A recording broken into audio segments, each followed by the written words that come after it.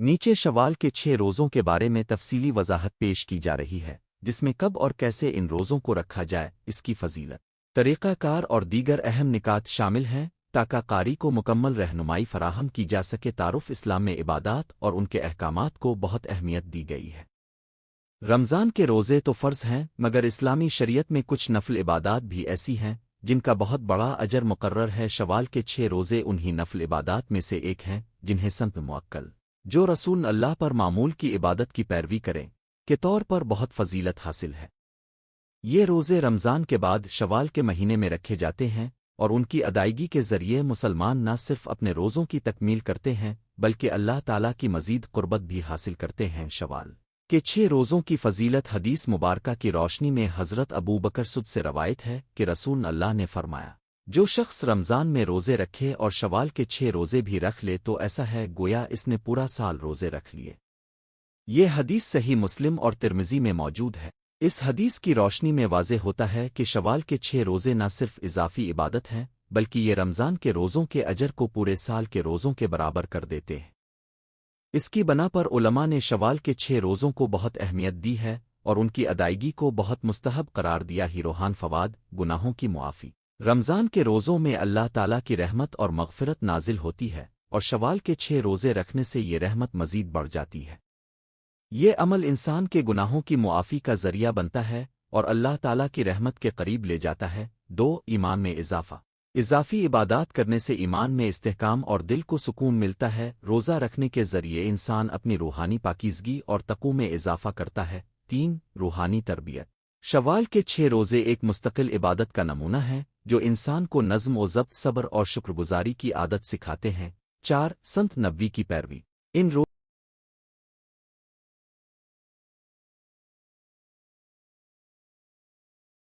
روزوں کو رکھنے سے ہم رسول اللہ کی سنت کی پیروی کرتے ہیں اور اپنی عبادات کو ان کی رہنمائی کے مطابق ڈھالتے۔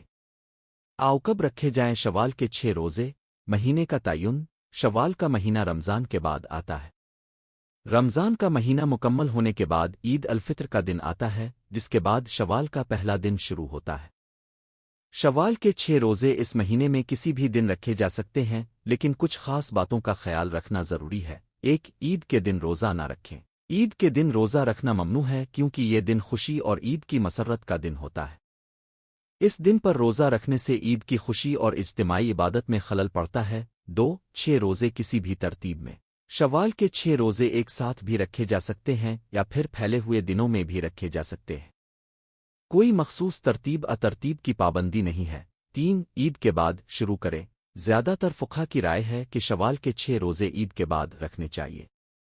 تاہم اگر کسی وجہ سے عید کے بعد روزہ نہ رکھا جا سکے تو مہینے کے کسی اور دن رکھا جا سکتا ہے، بشرطے کہ عید کے دن اور کسی دوسرے خاص دن سے اجتناب کیا جائے جہاں روزہ رکھنا منع ہو۔ روزوں کی تقسیم، شوال کے 6 روزوں کی تقسیم کے متعلق مختلف فقہی آرا موجود ہیں، مگر چند عمومی اصول یہ ہیں: مسلسل منتشر، اگر آپ چاہیں تو شوال کے پہلے 6 دن مسلسل روزہ رکھ سکتے ہیں یا پھر مہینے کے مختلف دنوں میں یہ روزے رکھ سکتے ہیں۔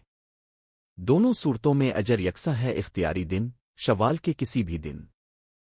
سوائے عید اور دیگر خاص دنوں روزہ رکھا جا سکتا ہے۔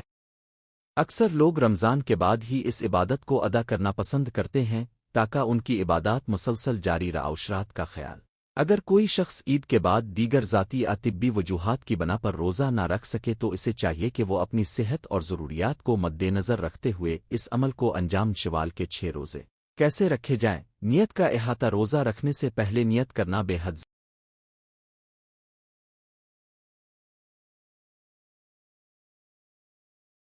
ضروری ہے۔ شوال کے 6 روزے رکھنے کے لیے نیت خالص دل سے اللہ تعالیٰ کے لیے کی جانی چاہیے۔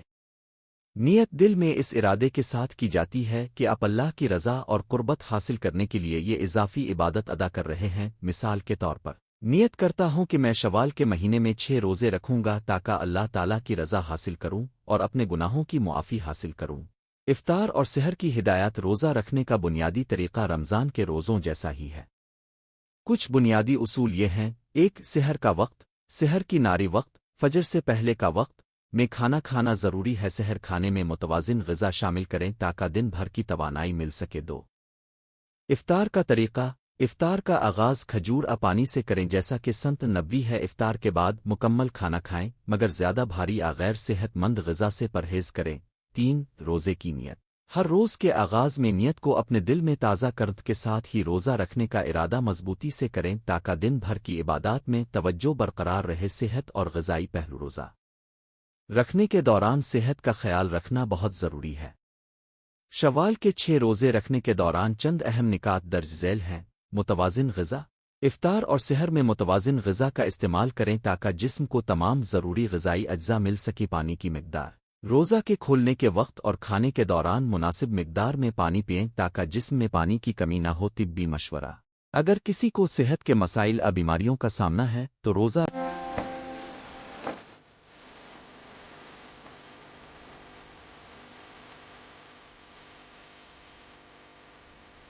رکھنے سے پہلے اپنے ڈاکٹر سے مشورہ ضرور کریں سہل اور آسان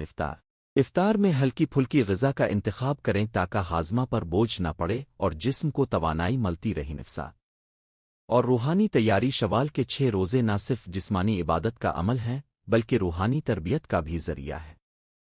ان روزوں کو رکھنے سے پہلے اپنی روحانی تیاری پر توجہ دیں 1 توبہ اور استغفار روزہ شروع کرنے سے پہلے اپنے گناہوں کی معافی کے لیے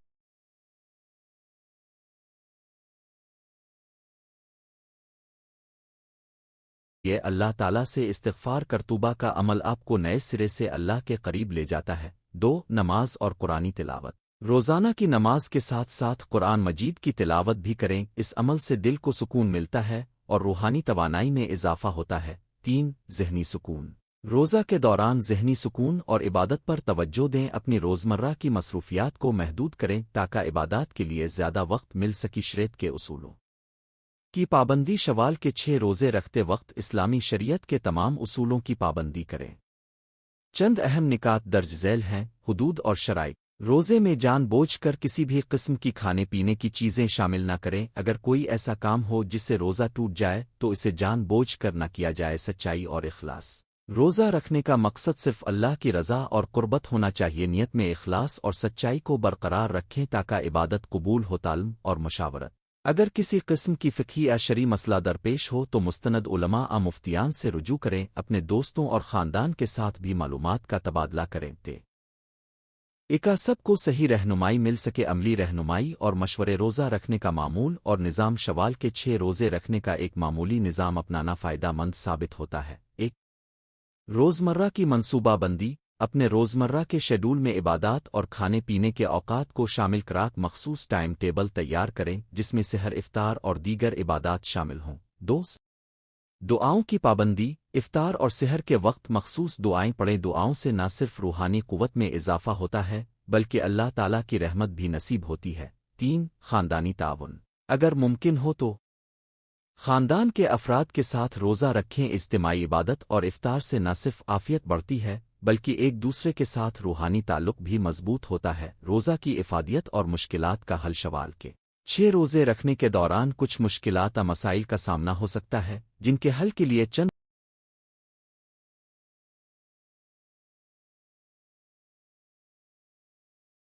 مشورے درج ذیل ہیں بھوک اور پیاس کا مسئلہ روزہ کے دوران بھوک اور پیاس محسوس ہونا ایک عام بات ہے افطار کے وقت کھانا اور سحر میں بھرپور غذائی اجزاء کا استعمال کریں تاکہ دن بھر کا بوجھ کم ہو روزمرہ کی مصروفیات کام اور دیگر مصروفیات کے باوجود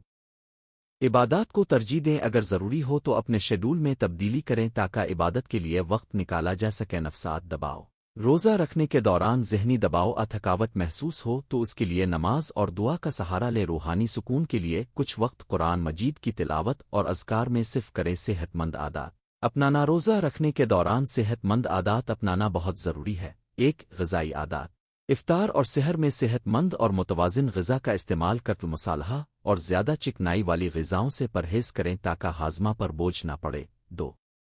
جسمانی ورزش ہلکی پھلکی ورزش جیسے واک کھل کر کچھ دیر چہل قدمی کر ورزش سے جسمانی توانائی میں اضافہ ہوتا ہے اور روزہ کی حالت میں جسم کو راحت ملتی ہے 3 اچھی نیند سحری اور افطاری کے بعد مناسب نیند لینا ضروری ہے اچھی نیند سے جسم اور ذہن دونوں کو تازگی ملتی ہے شوال کے 6 روزے رکھنے کی روحانی اہمیت عبادت کا ایک مکمل نمونہ شوال کے 6 روزے رکھنے سے ایک مسلمان کے عبادتی سفر میں مکملیت آتی ہے رمضان کے روزے کے ساتھ یہ اضافی عبادت پورے سال کے روزوں کے اجر کے برابر تصور کی جاتی ہے۔ یہ ایک ایسا عمل ہے جو انسان کو نہ صرف جسمانی بلکہ روحانی اور نفسیاتی طور پر بھی مستحکم بناتا ہی۔ روحان پاکیزگی کا ذریعہ روزہ رکھنے کا مقصد صرف بھوک اور پیاس برداشت کرنا نہیں، بلکہ اپنی روح کو پاک کرنا، گناہوں کی معافی حاصل کرنا اور اللہ تعالیٰ کے قرب کا ذریعہ بننا ہے۔ شوال کے 6 روزے اس عمل کو مزید تقویت دیتے ہیں اور دل کو سکون اور اطمینان سے بھر دیتے۔ آؤ شکر گزار اور عاجزی روزہ رکھنے کے دوران انسان کو اپنی نعمتوں کا احساس ہوتا ہے اور وہ اللہ کی عطا کردہ نعمتوں کے لیے شکر گزار ہوتا ہے۔ شوال کے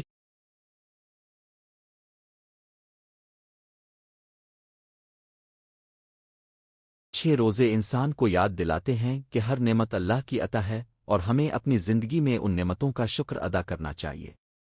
یہ عمل دل کو عاجزی اور اللہ کے سامنے فرمانبرداری کی حالت میں لے آتا ہے۔ حاجتمہ عبادت اور امت کا اتحاد۔ جب ایک خاندان جماعت شوال کے 6 روزے ایک ساتھ رکھتی ہے تو اس سے اجتماعی عبادت کی روح بھی اجاگر ہوتی ہے۔ اس طرح نہ صرف فردا بلکہ اجتماعی سطح پر بھی روحانی اتحاد اور ہم آہنگی میں اضافہ ہوتا ہے۔ ایک دوسرے کے تجربات اور نصیحتوں سے فائدہ اٹھاتے ہوئے امت کا اتحاد مزید مضبوط ہوتا ہے۔ شوال کے 6 روزے رکھنے کے عملی مراحل پہ نیچے شوال کے 6 روزوں کے بارے میں تفصیلی